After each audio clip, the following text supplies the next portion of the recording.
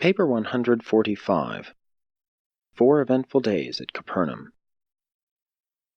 Jesus and the apostles arrived in Capernaum the evening of Tuesday, January 13. As usual, they made their headquarters at the home of Zebedee in Bethsaida. Now that John the Baptist had been sent to his death, Jesus prepared to launch out in the first open and public preaching tour of Galilee.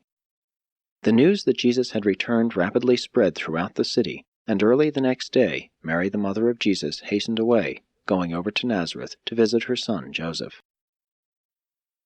Wednesday, Thursday, and Friday Jesus spent at the Zebedee house instructing his apostles preparatory to their first extensive public preaching tour. He also received and taught many earnest inquirers, both singly and in groups. Through Andrew, he arranged to speak in the synagogue on the coming Sabbath day. Late on Friday evening, Jesus' baby sister Ruth secretly paid him a visit. They spent almost an hour together in a boat anchored a short distance from the shore. No human being save John Zebedee ever knew of this visit, and he was admonished to tell no man. Ruth was the only member of Jesus' family who consistently and unwaveringly believed in the divinity of his earth mission from the times of her earliest spiritual consciousness right on down through his eventful ministry, death, resurrection, and ascension, and she finally passed on to the worlds beyond, never having doubted the supernatural character of her father-brother's mission in the flesh. Baby Ruth was the chief comfort of Jesus, as regards his earth family, throughout the trying ordeal of his trial, rejection, and crucifixion. 1. The Draught of Fishes. On Friday morning of this same week, when Jesus was teaching by the seaside, the people crowded him so near the water's edge that he signaled to some fishermen occupying a nearby boat to come to his rescue. Entering the boat, he continued to teach the assembled multitude for more than 2 hours. This boat was named Simon. It was the former fishing vessel of Simon Peter, and had been built by Jesus' own hands. On this particular morning, the boat was being used by David Zebedee and 2 associates, who had just come in near shore from a fruitless night of fishing in the lake. They were cleaning and mending their nets when Jesus requested them to come to his assistance. After Jesus had finished teaching the people, he said to David, "As you were delayed by coming to my help, now let me work with you. Let us go fishing. Put out into yonder deep, and let down your nets for a draught." But Simon, one of David's assistants, answered, "Master, it is useless. We toiled all night and took nothing. However, at your bidding we will put out and let down the nets." And Simon consented to follow Jesus' directions because of a gesture made by his master David. When they had proceeded to the place designated by Jesus, they let down their nets, and enclosed such a multitude of fish that they feared the nets would break, so much so that they signaled to their associates on the shore to come to their assistance. When they had filled all 3 boats with fish, almost to sinking, this Simon fell down at Jesus' knees, saying, "Depart from me, Master, for I am a sinful man." Simon and all who were concerned in this episode were amazed at the draught of fishes. From that day, David Zebedee, this Simon, and their associates forsook their nets and followed Jesus. But this was in no sense a miraculous draught of fishes. Jesus was a close student of nature. He was an experienced fisherman and knew the habits of the fish in the Sea of Galilee. On this occasion he merely directed these men to the place where the fish were usually to be found at this time of day, but Jesus' followers always regarded this as a miracle. 2. Afternoon at the synagogue. The next Sabbath, at the afternoon service in the synagogue, Jesus preached his sermon on the will of the Father in heaven. In the morning, Simon Peter had preached on the kingdom. At the Thursday evening meeting of the synagogue, Andrew had taught, his subject being the new way. At this particular time, more people believed in Jesus in Capernaum than in any other one city on earth. As Jesus taught in the synagogue this Sabbath afternoon, according to custom, he took the first text from the law, reading from the book of Exodus, "And you shall serve the Lord your God, and he shall bless your bread and your water, and all sickness shall be taken away from you." He chose the second text from the prophets, reading from Isaiah, "Arise and shine, for your light has come, and the glory of the Lord has risen upon you. Darkness may cover the earth, and gross darkness the people, but the Spirit of the Lord shall rise upon you, and the divine glory shall be seen with you. Even the Gentiles shall come to this light, and many great minds shall surrender to the brightness of this light."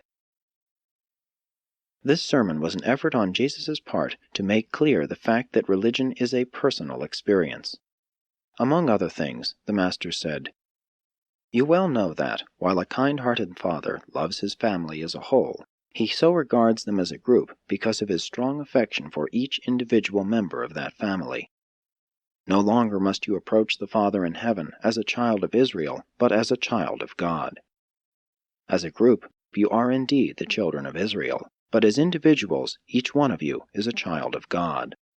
I have come, not to reveal the Father to the children of Israel, but rather to bring this knowledge of God and the revelation of His love and mercy to the individual believer as a genuine personal experience. The prophets have all taught you that Yahweh cares for His people, that God loves Israel.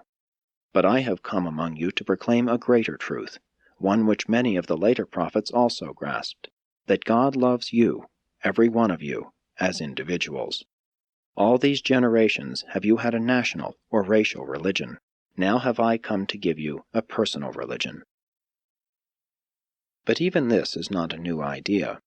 Many of the spiritually minded among you have known this truth, inasmuch as some of the prophets have so instructed you.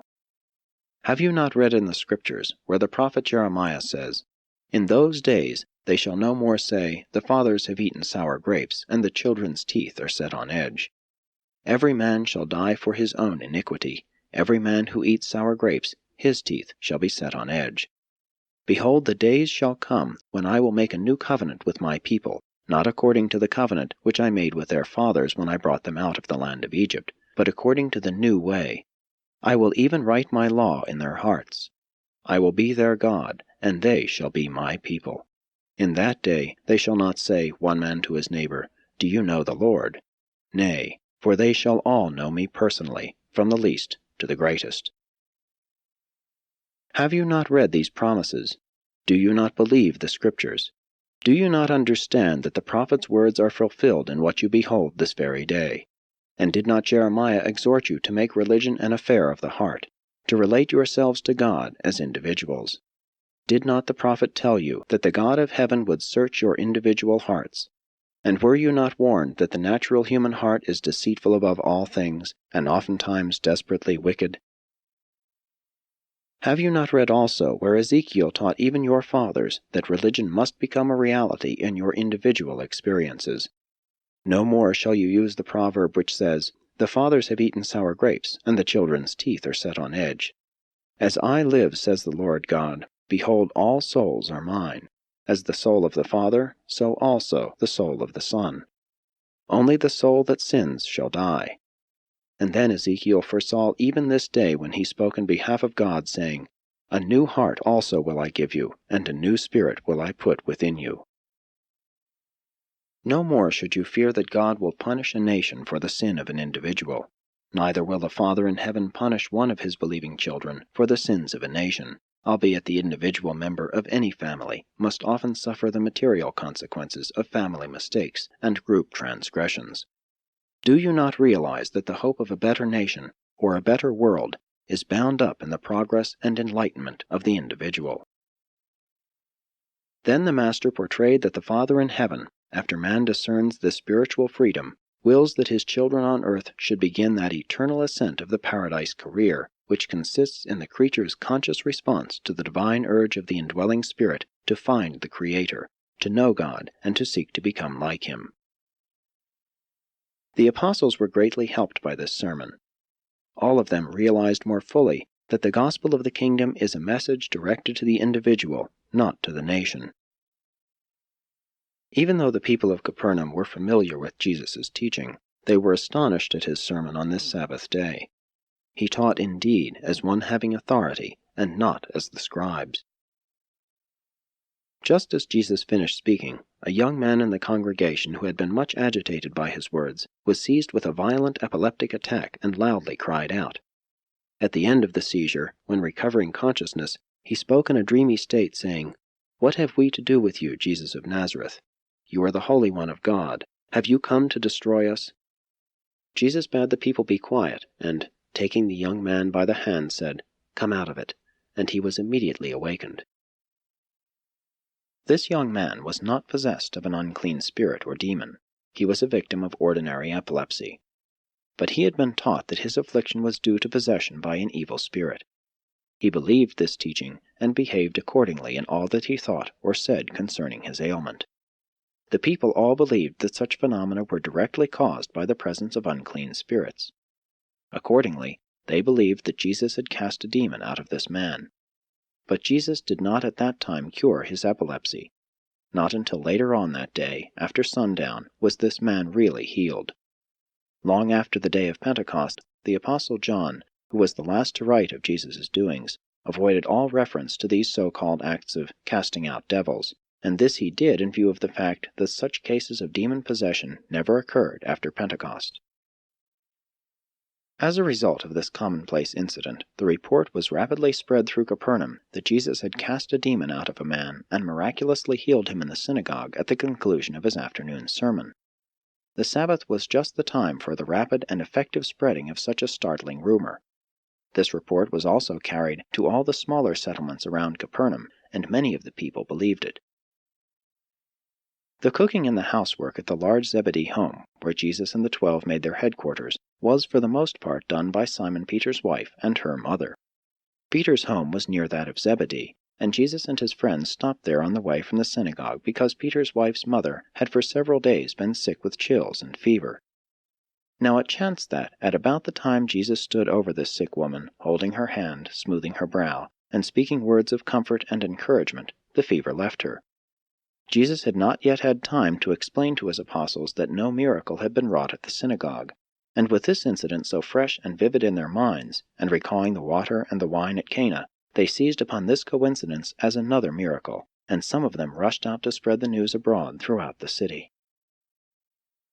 Amatha, Peter's mother-in-law, was suffering from malarial fever. She was not miraculously healed by Jesus at this time.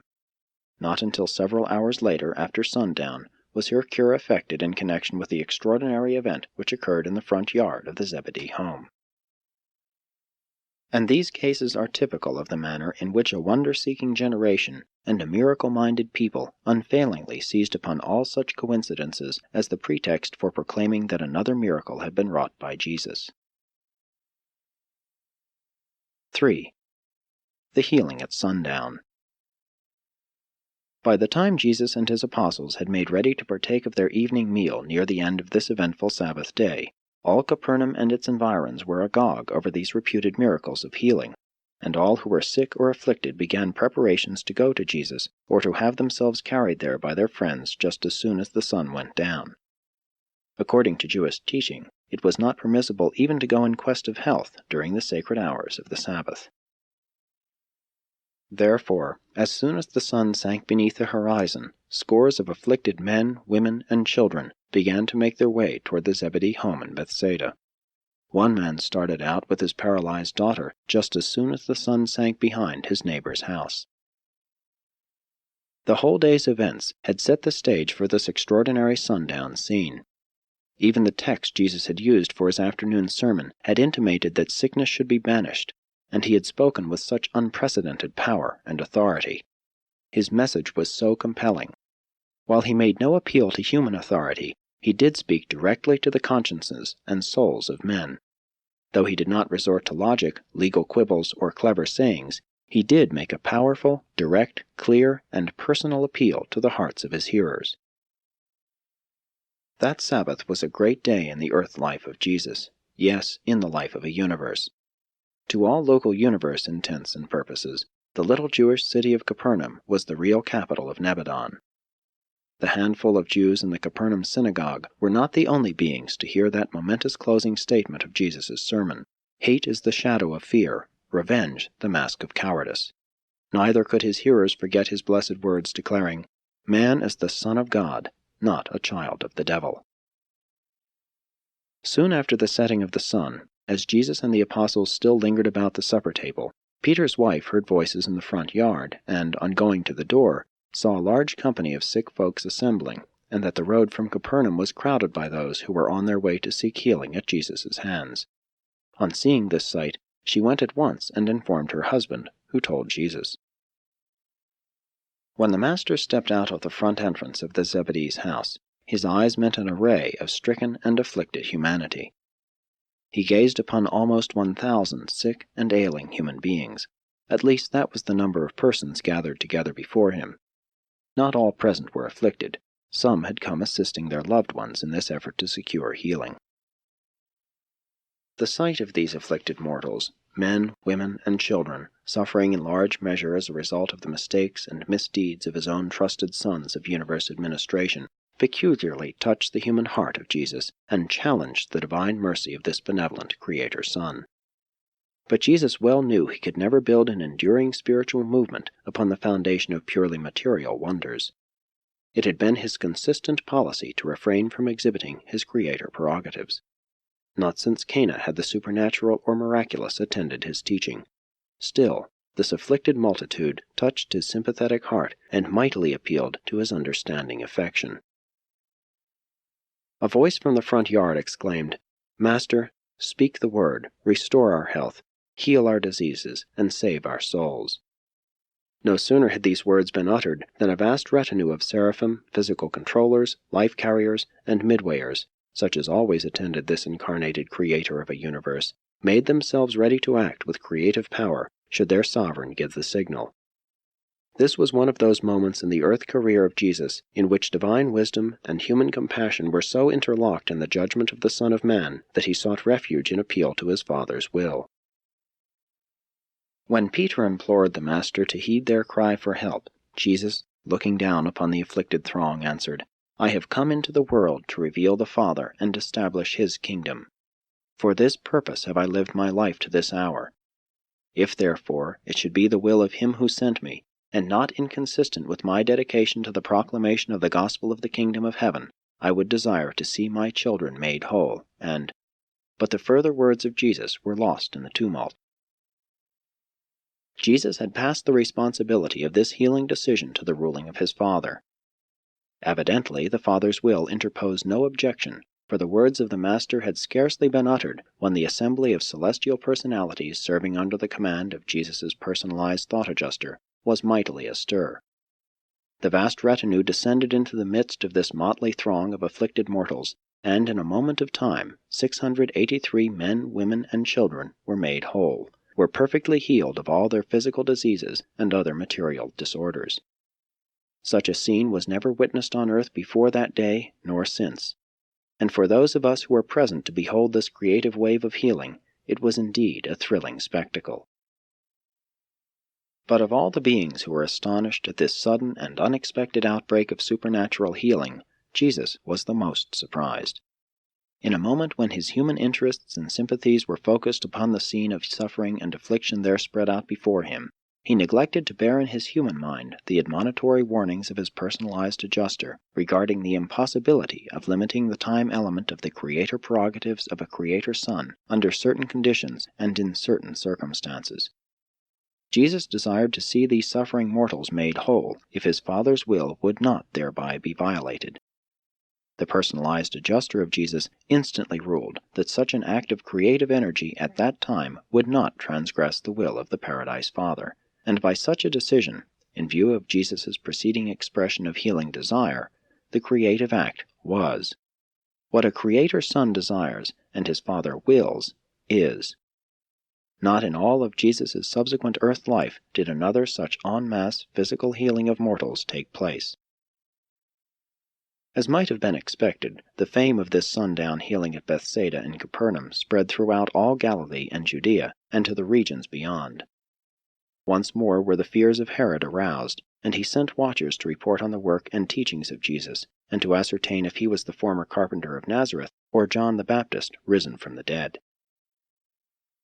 Chiefly because of this unintended demonstration of physical healing, henceforth, throughout the remainder of his earth career, Jesus became as much a physician as a preacher. True, he continued his teaching, but his personal work consisted mostly in ministering to the sick and the distressed, while his apostles did the work of public preaching and baptizing believers. But the majority of those who were recipients of supernatural or creative physical healing at this sundown demonstration of divine energy were not permanently spiritually benefited by this extraordinary manifestation of mercy.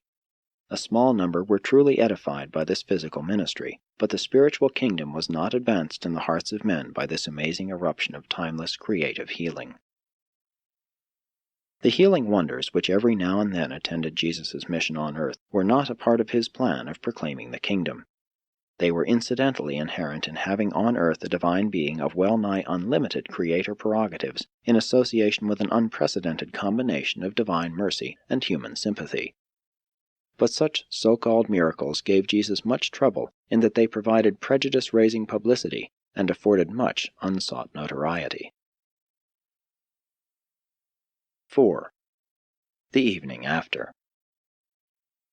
Throughout the evening following this great outburst of healing, the rejoicing and happy throng overran Zebedee's home, and the apostles of Jesus were keyed up to the highest pitch of emotional enthusiasm.